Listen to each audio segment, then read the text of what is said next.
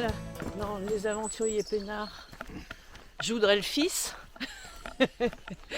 Et normalement, là, on devrait se diriger vers la cascade de Charabotte. Normalement. On essaye. On essaye.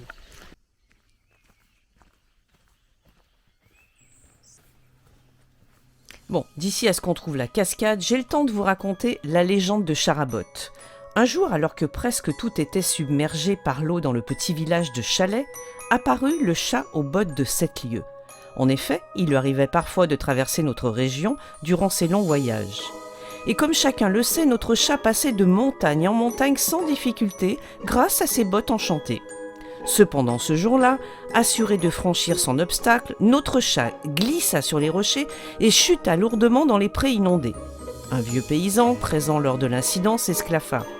« Regardez, l'eau n'a jamais été aussi haute. Le chat a de l'eau ras les bottes. » Et comme on aidait notre fameux chat à se relever de sa mauvaise posture, en ce temps-là, les hommes et les animaux étaient en parfaite harmonie, ce dernier répondit « Puisque c'est ainsi, chaque fois que vous serez inondé par la cascade, appelez-moi, j'enlèverai l'eau des prés avec mes bottes. » C'est ainsi que d'un chat aventurier et d'une paire de bottes garnies d'eau naquit le nom de Charabotte.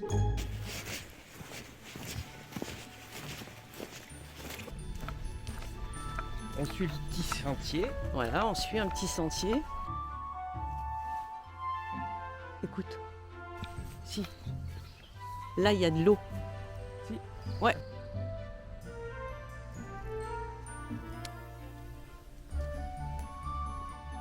Après quelques kilomètres, nous arrivons enfin en haut de la cascade.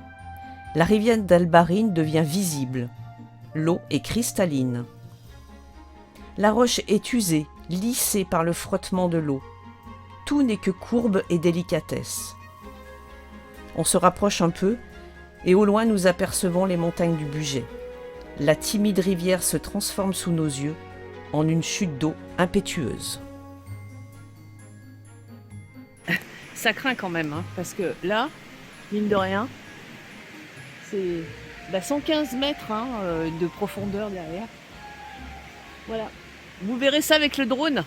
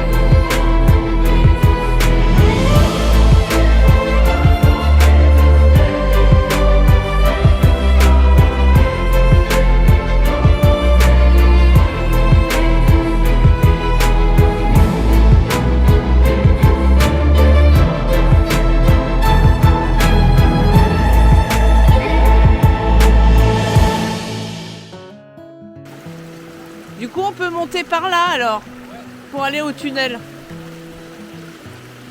D'accord. Bon, on va manger là, hein?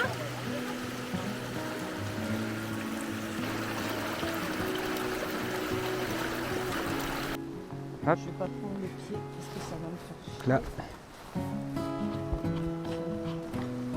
Là. Hop, attends, je vais prendre le sac à dos.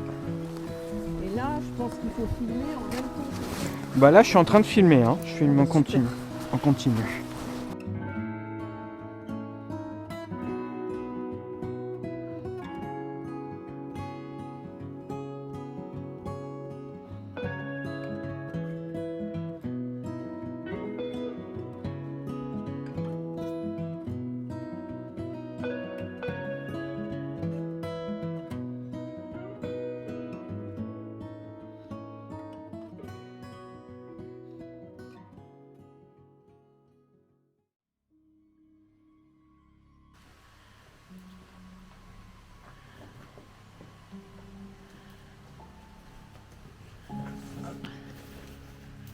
Tu mets un petit coup de lumière?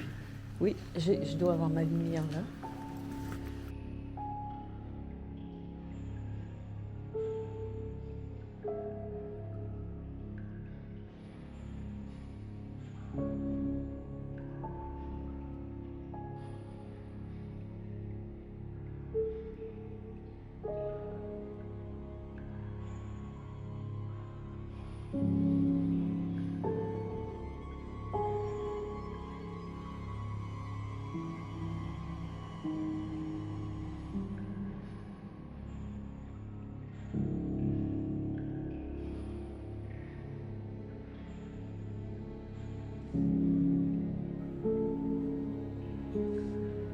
Au début des années 1900, le Conseil général de l'Ain souhaitait construire une voie ferrée entre Hauteville et Tenay.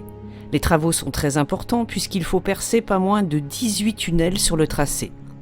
Mais la Première Guerre mondiale éclate et l'armée française a besoin d'acier.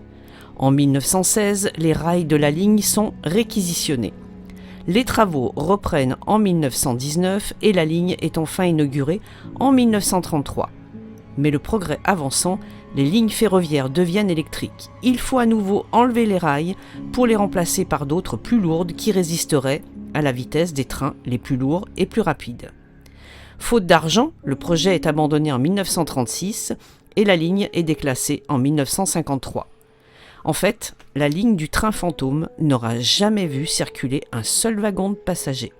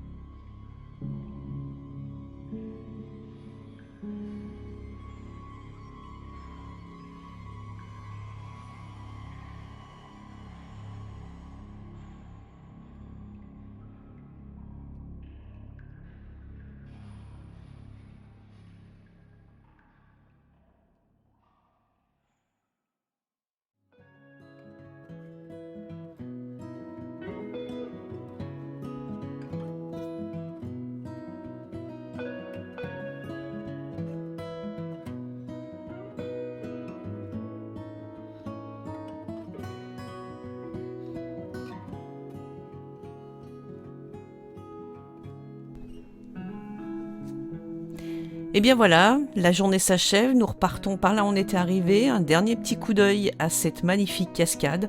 Une très belle journée passée en compagnie de mon fils Yannick. C'était l'occasion de se retrouver tous les deux ensemble. On a fait aussi de très belles découvertes. Maintenant, est-ce qu'on doit conseiller ce type de balade à toutes les familles ? Ben non, je ne pense pas, surtout des familles avec des enfants en bas âge. La cascade nous a paru très dangereuse, on y arrive très rapidement au-dessus. Il n'y a aucun balisage, aucune protection. La pierre est glissante, même quand il n'y a pas d'eau. Quant au tunnel, eh bien c'est pareil, très dangereux les abords de tunnel. Vous avez pu voir dans les vidéos, les chemins sont pas balisés, pas de protection non plus. Les sentiers sont très très étroits. On a constaté pas mal d'éboulements autour des tunnels, voire même dans les tunnels. Donc non, c'est peut-être pas une balade pour tout le monde. Maintenant, on espère qu'un jour, il y aura des aménagements pour profiter de cette très belle nature parce que vraiment, ça valait le coup. Voilà, eh bien, on va se retrouver pour d'autres aventures un petit peu plus tard. N'hésitez pas à liker, n'hésitez pas à partager cette vidéo si elle vous a plu. En attendant, bonne route pour ceux qui prennent la route et à très bientôt. Au revoir.